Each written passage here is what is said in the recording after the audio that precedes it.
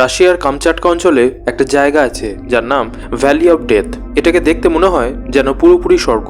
চারিদিকে রয়েছে সবুজ বন, ঝর্ণা, পাখির ডাক, সমস্ত কিছুই বিরাজমান। কিন্তু এখানে ঢুকলেই শুরু হয় মৃত্যুর মিছিল। পাখি, শিয়াল, ভাল্লুক সবই এখানে এসে হঠাৎ করেই মারা যায়। মানুষরাও বেশিক্ষণ এখানে থাকলে মাথা ঘোরা, বমি, এমনকি অজ্ঞান পর্যন্ত হয়ে যায়। বিজ্ঞানীরা গবেষণা করে বলেন এই এলাকায় নাকি কার্বন মনোক্সাইড এবং হাইড্রোজেন সালফাইড গ্যাস নির্গত হয়। কিন্তু প্রশ্ন হলো যে কেন শুধু এই একটি নির্দিষ্ট উপত্যকা থেকেই বিষাক্ত গ্যাস বেরোবে? কারণ বিষাক্ত গ্যাস শুধু একটি নির্দিষ্ট অংশে থাকবে না, সমগ্র উপত্যকা জুড়েই থাকবে। তাহলে এখানে কি এমন ঘটে যার জন্য সমস্ত প্রাণী মারা যায়? একবার এক অভিযাত্রী জানান তিনি সেখানে এক অদ্ভুত আলো দেখেছিলেন যেটা মাটি থেকে ওপরে উঠে আসছিল।